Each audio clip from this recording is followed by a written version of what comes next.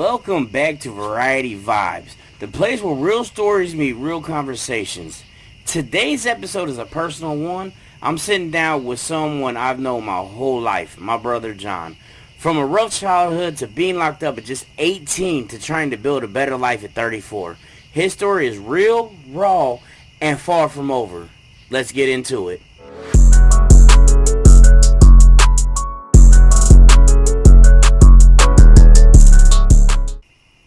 First off, thank you for being here, bro. I know it's not easy to open up, but I appreciate you taking the time to sit down and share your truth. This episode is about to be real, the struggle, the survival, and the growth. We're talking about your journey from a difficult childhood to ending up in prison at just 18 to now, at 34, still fighting to build something better for himself and kids. We're going to talk about where you've been and what you've learned and where you want to go. All right, glad to be here. All right, so the first question I want to ask you is, what was your childhood like growing up? Well, it wasn't no walk in the park. You know, we had well, first off, let me start off by saying, at just 6 years old, my mom walked out on me.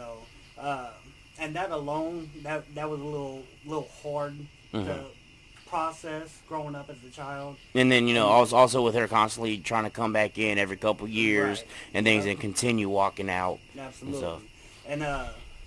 And then our dad got custody of us, of course, and that wasn't easy either.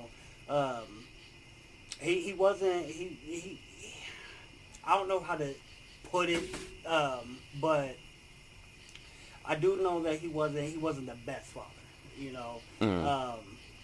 I mean, we went through a lot of stuff with him. yeah, I was gonna say. I mean, he's not a bad, father either. You know what I mean? He done things that obviously a lot of people, miss out on with their, parents and everything. And his thing is he was raising four young boys, four young men. So it was a struggle on him as well. So for some things we can't really fault him for. Absolutely. So. Absolutely, and I'm not, I don't want to say nothing bad about, my dad or nothing, but I feel like there's some areas where he could have did better. Absolutely, just And, like everybody. And I think that had a little bit to do on my behavior and stuff growing up. We've been through counseling as a child, and we've had counselors give up on us as children. Said there was nothing they could do for us. So we've been through a lot of stuff, and another thing that wasn't easy was the fact of where we grew up. We grew up in a rough neighborhood. It wasn't no suburbs or nothing like that. It was like the real hood back then. It's nothing like that now. But so the neighborhood we grew up in took a part on how we grew up. Our mom walking out, stuff like that. So the childhood wasn't easy. So. Now, were there things you went through early on that stuck with you emotionally? Yeah, there was a few things, and nobody really knew it until I got older to be able to talk about it. Like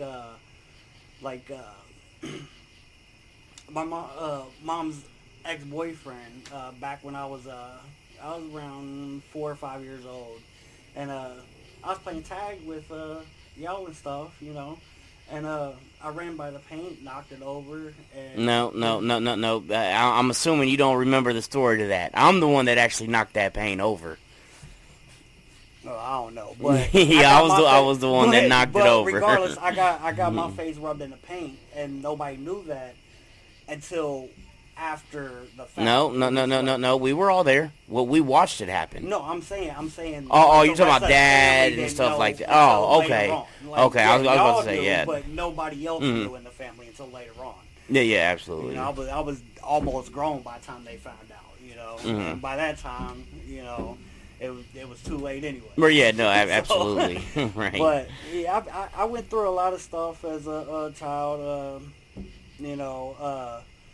I remember going to bed hungry with my mom and stuff like that. I have to stand in corners for hours without eating. Just stand there. Been through a lot of stuff as a child, and You know, it's kind of traumatic for little kids Yeah, growing no, up and stuff. absolutely. You know, Now, did you feel supported or misunderstood as a kid? I felt like nobody listened. Hmm. I felt like I didn't have a voice growing up. Like nobody cared really. You Right. know, Yeah. I mean, I had the only people I felt like I had growing up was my brothers. You know, Hmm. and that says a lot because as a child growing up, you should always feel like you have your parents by your side, Hmm. but we never felt like that. You Yeah. know, I mean, there was times needed to go to a doctor, see a doctor, go to the hospital because something. First thing, there better be something fucking wrong with you, of or course else and you're getting stuff. your ass beat when you get back home. Or like going to school. Going to school, we'd get into fights, and we would automatically be the reason that the fight Hmm. started. Nobody ever wanted to hear our side. We were always automatically the reason that everything started. Hmm. You know, so yeah, growing up, I didn't feel like I had a voice at all. So now, do you think the environment or people around you affected your behavior? Uh, as a little kid, I would say I'd say about 20 to 30% maybe of the people and the environment. Hmm. Because like I said, as a little kid, I'd say between the ages of like 6 or 4, around like 12, 13. Hmm. I didn't really have any friends and stuff. I went to elementary. I was in behavioral schools all the way up until fourth grade. Right. So I really didn't. Really wasn't around a lot of people. Hmm. Um, so, but a lot of the people that had something to do with um, my behavior and stuff like that growing up was mainly the parents. Um, the abusiveness and my mom walking out on me and stuff like that. Now, as I got older, like my teenage years and stuff like that, that's when I started getting friends and hanging around with other people. Hmm. So then that's when my life really started to take a turn for the worse. Because that's when I really started fighting. I really started hanging out with the wrong crowd, um, uh, which is it's I, some of them I'm still cool with to this day, and Hmm. Yep. you know, but a lot of them I don't talk to anymore. You know, And the main reason for that is because luckily, like I said, I know your path. I know where you're still at in life right now, and there's probably a good, or I won't say a good possibility, but I mean, there's a good chance, you know what I mean, that you would be in prison right now had some of the things you not, that you've done that you not get caught for. And I mean, here recently you've been trying to do a little bit better and change your ways, but it's still rough on you. You know oh what I yeah, mean? absolutely. Uh, Obviously you're not working right now, still drinking a little bit and everything like that. And that's when Hmm. I sit and talk to you and stuff and try to explain to obviously there's more about life and everything instead of being depressed. But we also know how depression is and how it plays a toll in people. Right. And that's why I've tried to talk to you and let you know. As you know, our other guest here, Trey, um, he used to be an alcoholic really bad as well, and that's why we try to tell you to talk to him as well because part of that also when you cut that drinking out, he was depressed just as much as you are, and he says he hasn't felt any sort of depression since he quit the Well, the whole drinking and stuff. speaking of depression and stuff, Trey is actually the ones that's actually helped me out through Hmm. through the past couple years and stuff. Because he was there when I needed to talk and stuff. Hmm. He's been. You might as well say he's pretty much my day one right now. You know what I Yeah, mean? no, Like absolutely. he's the main person I go to talk to when I need advice or I need just vent. You know what I mean? Hmm. Because he don't judge me. He just talks to me and gives me advice that he's been through. Yeah, Right, he might be absolutely. younger than me, but you can still learn from the younger Yeah, no, generation. absolutely. I mean, you're never too old to learn. Hmm. You know what I mean? And some younger people have probably had it way worse than we have, and things like that. And Yeah. that they've been able to get themselves on the right path and tell you ways. Hey, this is how I done it. It may not work for you, but give it a Right. try. It doesn't Yeah. hurt to try. You know, so Yep. now looking back, do you think there was a point where your path could have gone another way? Um, honestly, um, it. I feel like if I would have just changed in school just a little bit, and my dad would have let me play sports in school, I feel like I could have did a lot better growing up, and I feel like I would have did more with my Hmm. life, you know, um, because school school school was never easy for me. You know, I Hmm. had ADHD and stuff, so I couldn't focus. I couldn't stay focused. Um, so I'm always moving around. I always have to do something. You know, um, so it wasn't easy for me. But if I would have, if I could have just focused more in school and been able to play sports and you know had like one on one with a teacher or something, Hmm. I feel like I would have done better. And, and You I know. mean that also goes about having one on one. You know, our football coach, Coach Doug. You know, he literally called my dad up. You know, begging to be able to let me play on his varsity football team, and he would sit down, work with me on my grades and everything like that, and that straight denied him. You know, so Hmm. it was one of them. You know, we definitely had it real rough with the strictness from our parents. You Yeah, know, so. we couldn't go to no friends' houses. Couldn't really do anything Mhm. growing up. You know. Now, how were your teenage years? Like, what kind of things were you involved in? Um.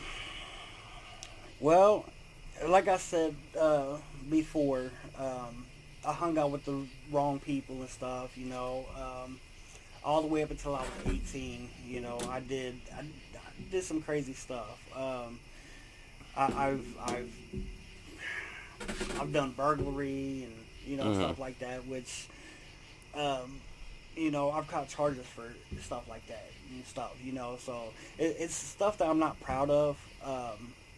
Like some of the stuff I wish I could have went back and changed and you know not done it, but here I am. You know, um, but yeah, I've burglarized. And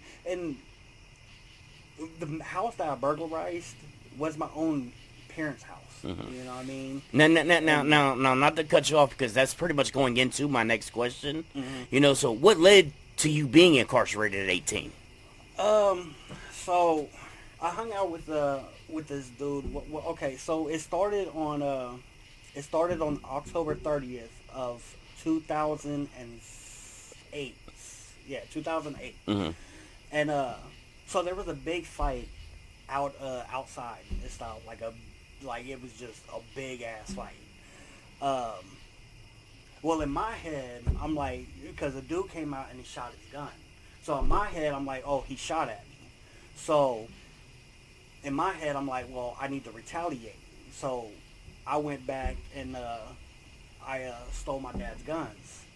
And the next day, I went up to this field and I was shooting the gun off and stuff like target practice and stuff like not shooting at nobody or You got to nothing learn to like shoot. You know, you got to that. retaliate. You got to learn to shoot. You know, I got to practice. You know, I never shot a gun before. Had to practice real quick. But no, so I went up in the field. I was out there doing like target practice and stuff, and I had my dude with me and everything, and he's one of the reasons that I ended up taking the guns and stuff too. But we walking down the street and stuff. He had the gun at this time, and he shot a couple shots in the air. Next thing I know, And don't we're leave getting out the rolled fact up. he was, what, 17? Yeah, he was Yeah. 17. I was 18. Literally just turned It 18. 2.5 weeks prior, yeah. after. Or yeah, no, Two and a half 2 weeks prior. after, No, or two yeah. 2 weeks Prior. Yeah, Come my on now. bad. Spit it out. 2 weeks prior. Um, but yeah, so he shot a couple shots in the air, and next thing I know, the cops are pulling up on us. Well, come to find out, a lady diagonal from my dad's is the one that called him. Said I Hmm. was running through a yard with a pistol out. Well, at this time, I didn't even have the gun on me, so technically they could have got me with gun charges. But I didn't want him to take the fall for it, so I went ahead and told him that I'm the one that took the gun and everything. So I got charged with burglary and like three other things and stuff. and I ended up getting on probation. You know, it was some strict probation though. I had to see my PO like once a week. You know? Yeah, that's how my probation was. Yeah, so it wasn't easy, but I wasn't paying them or anything like that, and I ended up catching another charge, but it wasn't a felony. It was like some, I think it was what was it called? No.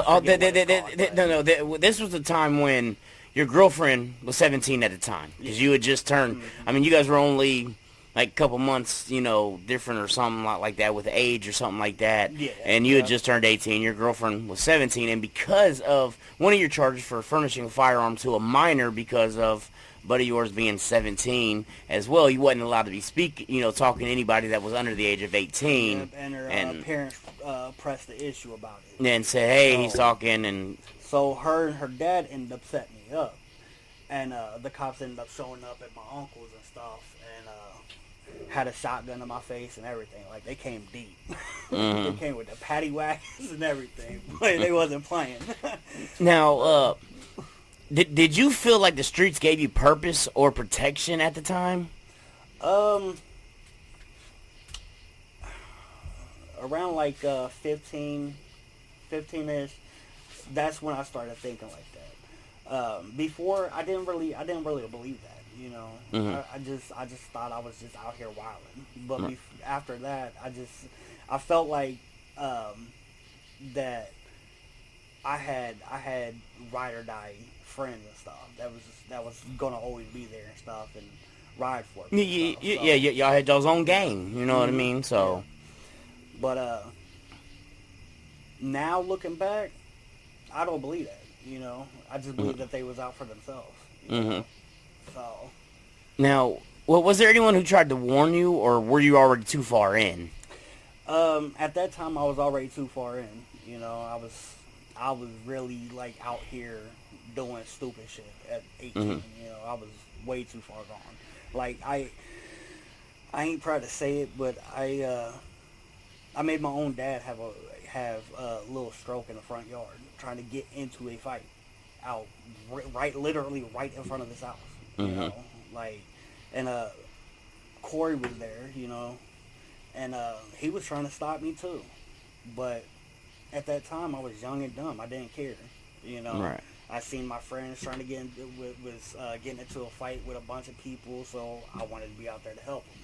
That's how I thought when I was that young. But like I said, I ain't proud to admit that I gave my dad a fucking stroke. Right. But here we are. Now, when you first got locked up, what was going through your mind? Honestly, what was going through my mind is in my head. I'm just like, this is it. He thought you was going for life. He said, hell, I'm 18. I know I'm going to prison. I'm dying in there. Yeah. Watching too many movies. For real, though. Yeah, like, shoot. But, man, when I went to prison, man. Try to have your little Shawshank Redemption moment. For real. Nah, but for real, when I went in there, man, I seen some stuff, bro. Like, I ain't never seen before. Like I've never seen what I've seen in prison on the streets, like, ever. Then, now, with you talking about that, fill us in what you saw in behind them walls. So, well, 4 days in, I actually got into my first fight. Did you walk up and fight the biggest man there? No. I ain't doing nothing that. I wasn't that stupid. or was that just something you see in the movies? But I did definitely stand my ground while I was in there. I do say that. But I wasn't starting no stuff. But yeah, 4 days in, I got in my first fight. It was with the Aryan Nation member, and he ended up going to the infirmary. I ended up going to the hole. After I got out the hole, the fucking AB tried to get me to join them, and I told him no. So the AB wanted to jump me, and got jumped by them, and then about a week or two later, got jumped by Cincinnati. Then a couple weeks later, got jumped by Columbus. Like I was, Man, they just hated you. for real, man. But They was mad you wasn't dropping the soap, ain't they? Probably, you know. But, It wasn't that slippery. Man, listen though, I was the only one. What really irritated me though, but I was the only one from Dayton that really was in there trying to handle business, you know. And what I mean by handle business is, if somebody approached me and tried to fight me, I was the only one that stood my ground. So in other words, Dayton, y'all hearing this first? Y'all are bitches. For real. In prison, anyway. Now, well, what was prison like for you, like mentally and emotionally? Mentally, it was. I think that's where my depression started. Honestly, it really ate at me in prison. No, you didn't have your kids or anything at this time. I didn't have my Okay. kids yet. But it ate at me because, you know, like I said, I've seen a lot of stuff in there I've never seen in my life. Well, you know something? We'll go ahead and skip that one because that right there goes into my next question. What did you witness in there that changed you?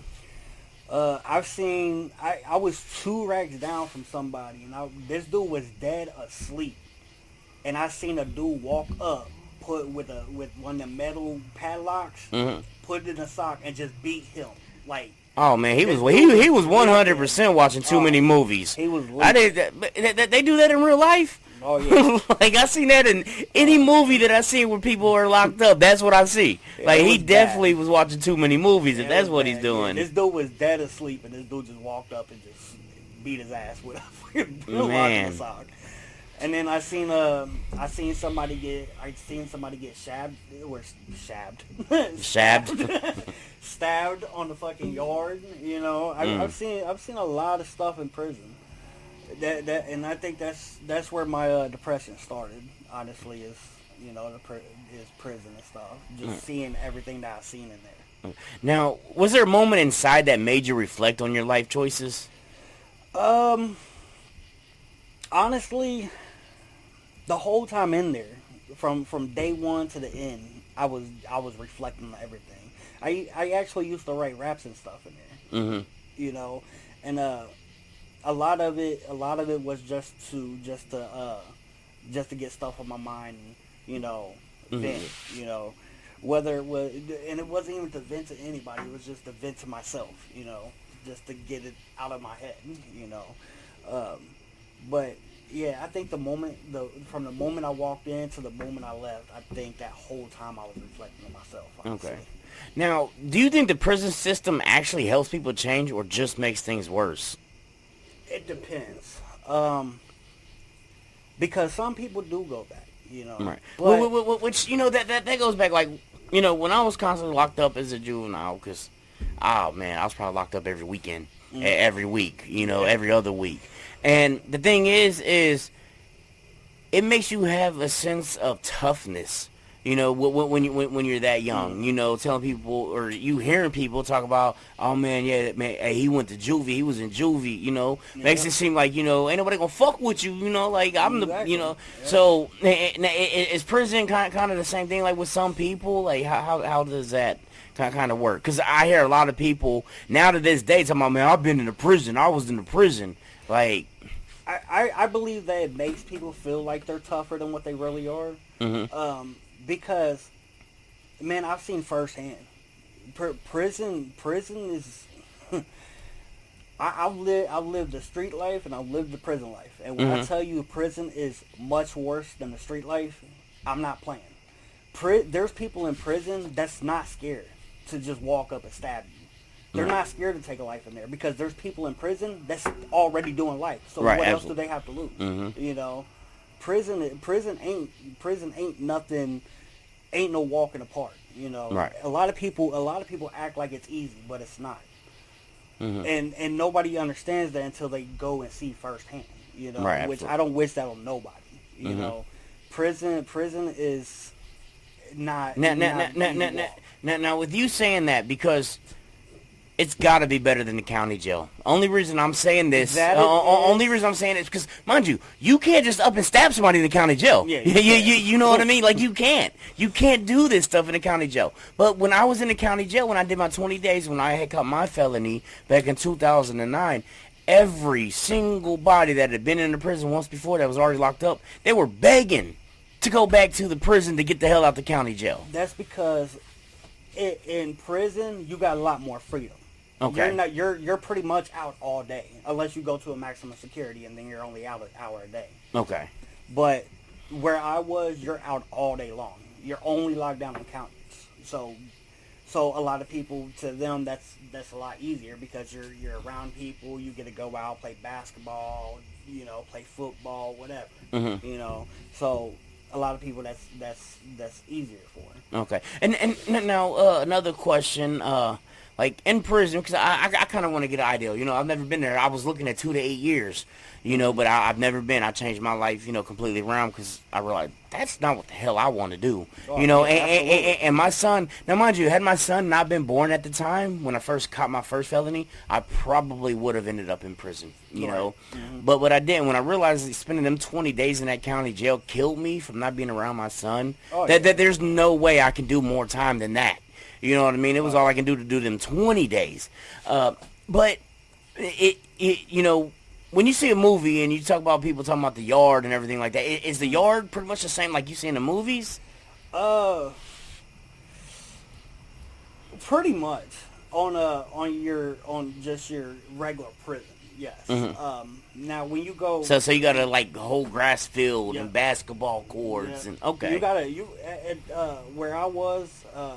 They had an actual gym where you went in, you played basketball. They had cornhole, you could lift weights, all that. Oh, okay. So they had the weight thing. They had an actual yard and stuff, where you could play handball and stuff like that. And they had like a track around it, so if you wanted to run, you can run around the track. Okay. All types of stuff. So. Yeah, it is kind of like that. It's not as big as you see in the movies, right. though. All right. Now, what's one thing people outside prison will never understand about being locked up?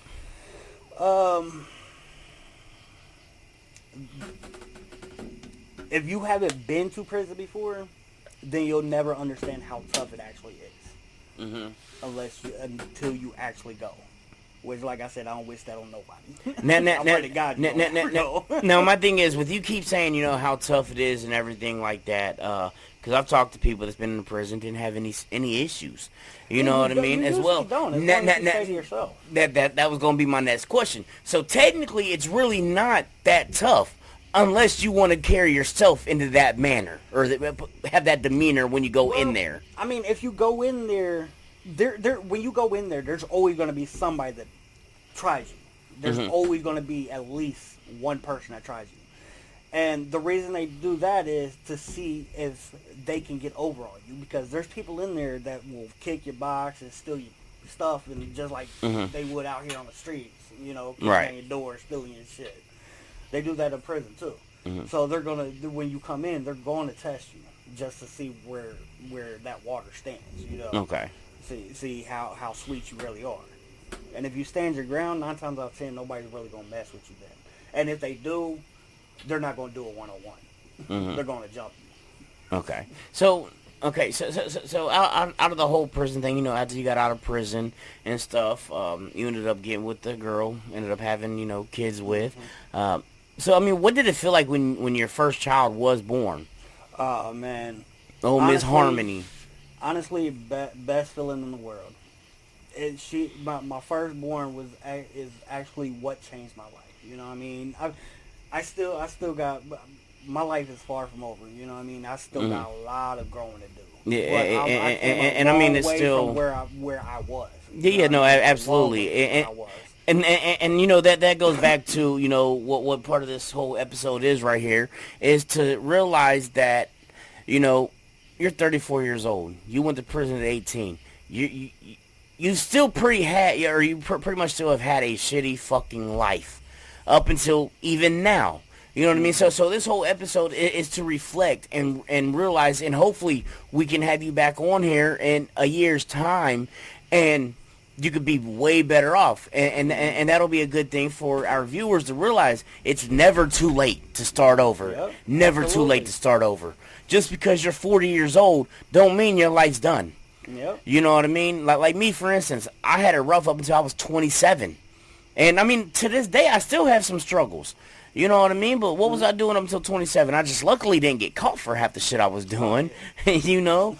But, so your life is never over. It don't matter how old you are, you know? And that's pretty much what this episode is, to realize, you know, that you still have some struggles. You know, obviously, you're not working or anything right now, you know, living with your parent and everything. And I know, you know, it's horrible and everything like that. And like I said, a lot of that has to do with your depression and still drinking because of the depression. And like I said, I'm hoping within the next year, hell, maybe even sooner, we can have you back on here to reflect on this episode and to see the change that you have made that, you know, can hopefully come out of this episode, Right. you know, as well, to realize, like, damn, you know, in this episode, I've never really actually sat down and spoke, you know what I mean, on where I need to be at and everything. And maybe, you know, you go home today and it's like, man, I'm glad I kind of did that. This is Right. what I need to work on. Yeah. You know what I mean? And like I said, hopefully 6 months to a year, we have you back on here. Our viewers can see a huge change. You'll be 35 years old, you know, come October. And you're still struggling at 35 years old, come back in here at 36 years old, and now you got a great job, your license, a car, you know, your own house, things like that. And show, you know, our viewers, it is possible, you know, so. Right. And now, did fatherhood immediately change you, or did it take time? Honestly, if I look back on it, I would say it immediately, in the terms of staying out of trouble, it immediately changed me. But I was young, you know what I mean? I just got out of prison and everything like that. So when it came to relationship, I wasn't good at relationships still. So you know, I did a lot of fucked up shit, and you know, it made her leave and stuff like that. And you know, I ended up having 2 other kids with her and stuff. But it's still like, when it came to relationships, still didn't change me. Like, I loved all my kids more than life itself, but it didn't change. It didn't change the relationship aspect of my life. You know? Right. Yep. I was still doing stupid shit, but I wasn't getting in trouble. You know, I wasn't. I still, to this day, I still ain't been back to prison. You know, Right. I've been to jail. I've been to jail multiple times, but most of that most of that has to do with child support and stuff. And I've been put in jail 4 times because of our real mom. Mm-hmm. You know, the one that left us. I've been put in jail 4 different times because of her, and all of it's been pretty much criminal trespassing. I've been put in jail 3 times for criminal trespassing because of her, and once for disorderly conduct because of her. You know, so. Yeah, to me, it changed the troublemaking aspect of my life, but not the relationship aspect of my life.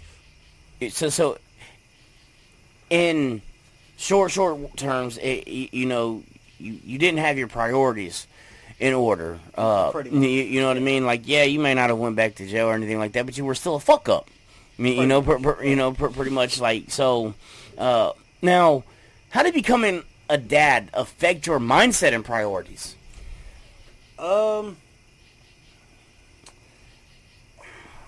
Honestly, it just it didn't. My mindset. I feel like my mindset changed, but my priorities didn't. Mm-hmm.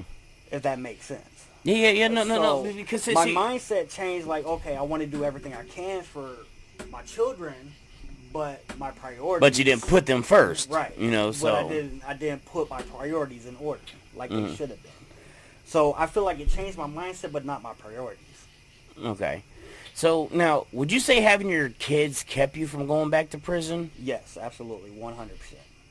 Okay. They are the reason to this day that I still have not been back to prison.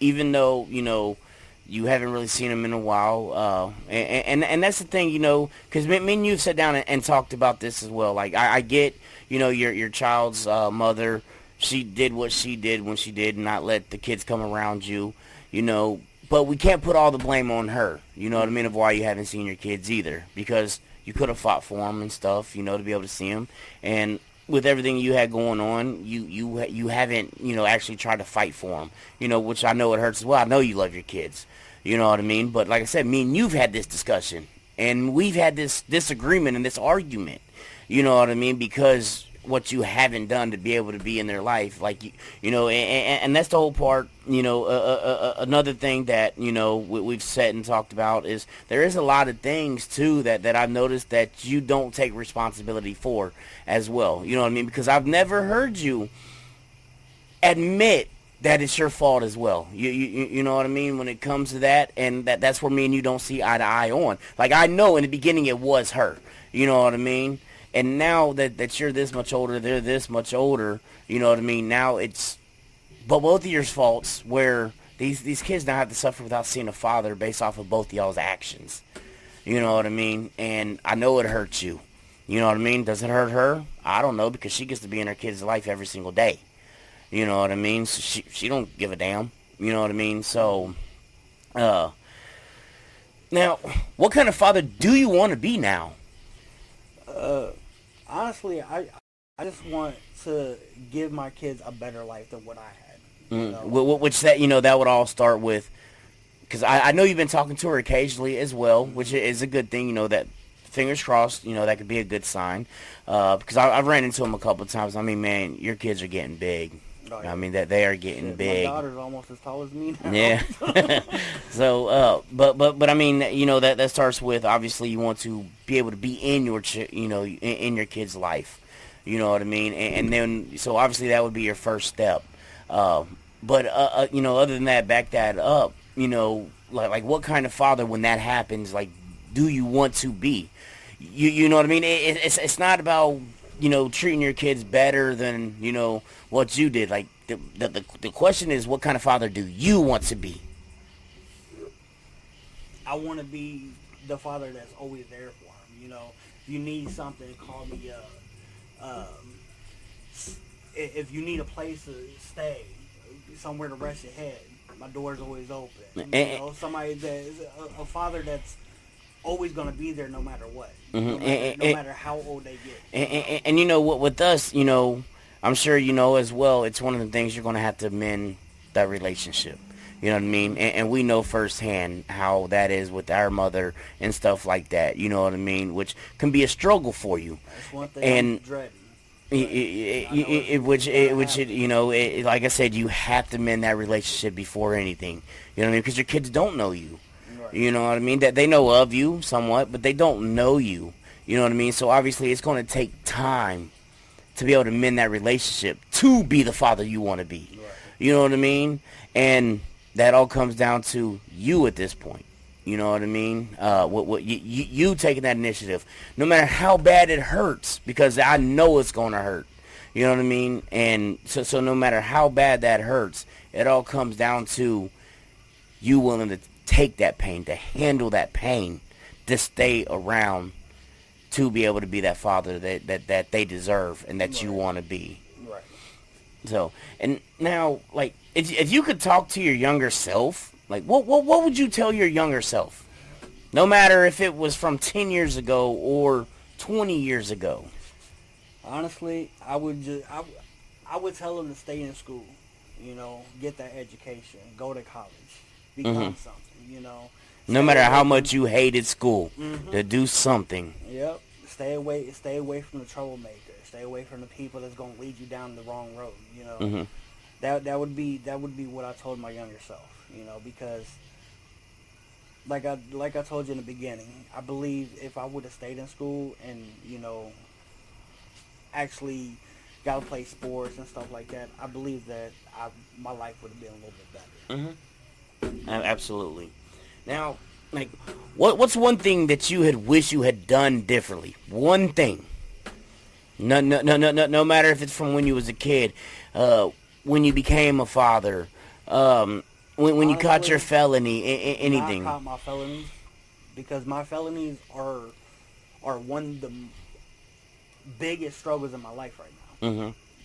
They're one of the biggest reasons why I can't find a job right now. Mm-hmm. And when I do find a job, it's making $12, $13 an hour, which ain't doing nothing nowadays in this economy. Well, and the thing is, as your brother, I'm going to set the record straight with you. You know that. I'm not going to sugarcoat anything. I'm not going to beat around the bush like friends would do. You know what I mean? The thing is I caught a felony, a violent crime. Okay? Struggle was just as hard for me when I first caught it. And I caught mine after you caught yours back in 2009. When I first caught it, yeah, man, I couldn't find anything. Now, I ended up getting a job, hired on at FedEx. You know how hard it is to get a job at FedEx? The U.S. Post Office to haul mail for them driving a truck, they had to run my background check. They approved me. So my thing is when you're doing this, yeah, it may seem that way, but that's because you're limiting your job search. You know what I mean? You're only thinking of these jobs or these jobs. You're just seeing what you see driving by it or people talking about it. You're not actually going out and doing your research or actually applying at other jobs. And that's one of the things that you probably need to work on is looking at different jobs, not just jobs you've heard about. You know what I mean? And that right there, when you do that, I guarantee you'll see a huge difference. Well, see, that's the thing. I go on Indeed. I go on Indeed almost every day. And I promise you won't see some of these little smaller businesses and stuff that'll give you a chance paying $20, $22 an hour. You're not going to see on Indeed. You know why? Because they don't need to be. Because they're a smaller company. They don't have much of a turnaround. So when they have an opening, they already got other applications. But my thing is, if you go around and do your research, you can be one of them applications now. How do you think these other people got applications to be able to put in? You know what I mean? You're not going to see everything on Indeed or on ZipRecruiter or on Craigslist or anything like that. This is just stuff you got to research on Google and things like that. And some of them, you don't even have an online application. You got to do a paper application.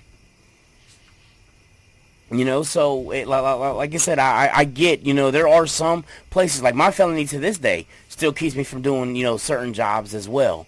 You know what I mean? But my thing is, like I was just telling you, it's because you're limiting your search. You're only listening to these jobs that other people are talking about.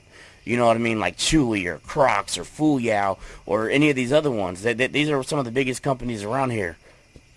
So widen up your search. Do some more research. You know what I mean? I guarantee you you'll have a little bit better of an outcome when you do that. So so another thing, like, do you carry guilt or regret about your past, and how do you deal with it? I do. It's actually part of my depression. Mm-hmm. When my depression first started, it was a lot of regret. A lot of man, I messed up my life. Mm-hmm. Like, why am I even here? Like, what's even here for me now? So when and now, okay, so we're gonna go back to that question. With you saying, why am I here? What's going on? My question is, because obviously you still got struggles, you still got things going on. So what is keeping you here? What is, like, what was your answer when you was asking your them questions to you? What was your answer to them questions?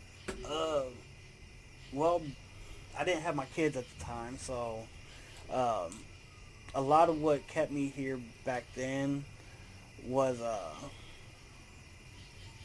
pretty much my brothers and stuff like that. I mean, the only people I really had back then was my brothers and stuff Mm-hmm. to talk to and stuff. Now the past 2-3 years, I've been talking to Trey a lot more now. Mm-hmm. Shit, you might as well say he's my brother now too. Right? Oh yeah, absolutely, absolutely. But yeah, back then it was pretty much just my brothers and stuff, just being able to talk Mm-hmm. and stuff. Now, it's my kids and stuff. If it wasn't for my kids, who knows where I would have been. Mm-hmm. But yeah, a lot of reason I'm still here now is because of my kids. Okay. Now, like, were there any good people you pushed away back then that you wish you had listened to? Not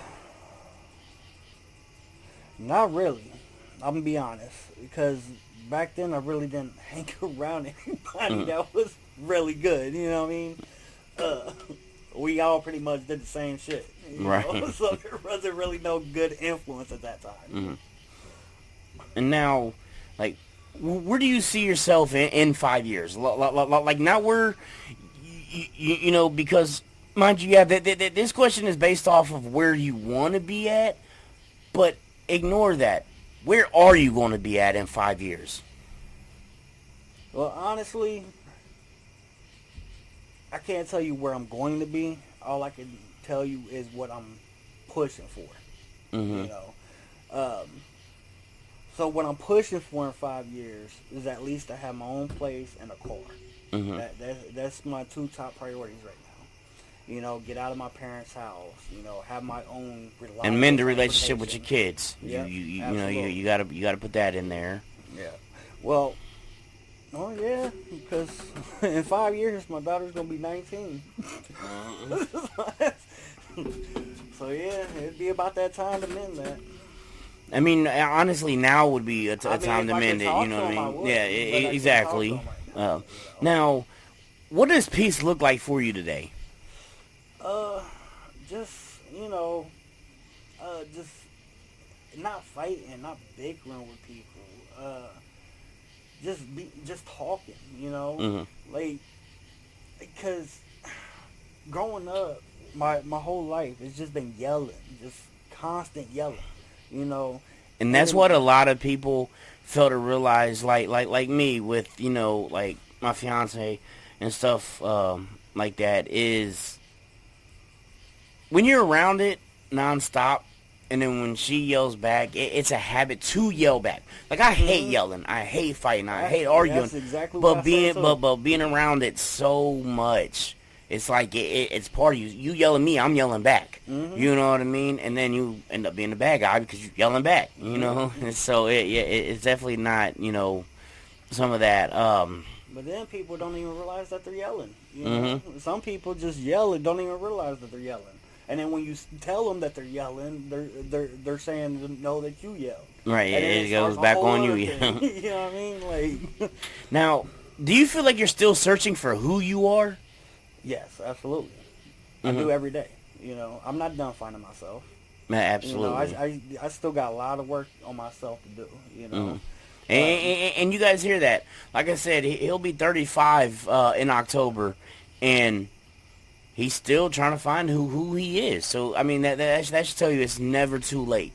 You know what I mean? To find who you are and to do something with it and to change your life around. Never too late. Now, if you had the chance to mentor someone walking the same path you were on, what would you say to them? Pretty much stay in school. Stay clear of the people that's trying to lead you. Mm-hmm. So 'Cause pretty much make sure sure you're the you leader lead. and not a follower. Make sure you lead. And make sure you're on the path that you want to go on, not the path somebody else wants to go on. Exactly. Just stay in school. Get your education. Become something, you know? Because nowadays, yeah, you can get a good job without an education. Absolutely, You know? yep. But it ain't going to be the best job, you know? But you can get a decent job without an education. But if you want to become something, you want a better career, make more money, you know, stuff like that, and become something in life, stay in school, you know. Just get that education, Right. you know. Now, what's your biggest motivation now? Like, what's driving you? My kids. So when I say my kids, it's the day that I get to actually talk to them, you know. To know they're still there and you're still their father, and there will be that one day that y'all are going to be able to hug each other and say, I love you. You know, I've always loved you. You know, so... And that's the thing, like, you know, that could be the thing too, that you may not have realized that you were, you know, when you were asking yourself, why am I still here, why am I doing this, you never really had an answer to it, you just knew you were still here. That could be, you know, the question or the answer that was going through your head, you know, to know one day I'm going to be able to see my kids, I'm going to be able to hug them, I'm going to be able to tell them I love them, I missed them. Well, like I said, back then I didn't have my kids at the time. Right, no.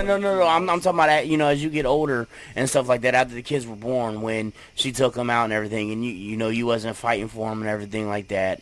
So, like I said, that could have been one of the answers as well, you know what I mean, that you didn't realize you were saying in your head. You know what I mean? Because let's face it, a lot of times when you're depressed and everything, and it seems like that, you legit feel like you have nothing around, so why still be here? And a lot of people, yeah, mind you, some people go ahead and take it in their own hands, and some people are still here and they don't know why, so they don't know what was going through their head. They don't know what answer they gave. They just know they're not ready to end it. For some reason or another, they are not ready to end it. Right. So, now, John, I just want to say thank you, not just for being on here, but for being real with it. It takes courage to speak on the things most people try to hide. Your story is one of survival, but it's also about growth, and that matters. A lot of people listening might be in the middle of their own mess, and hearing this might give them a reason to keep pushing. To everyone tuning in, if this episode moved you, share it. Somebody else might need to hear it. This is Variety Vibes, where we don't just talk. We listen, we feel, and we grow. Catch y'all next time.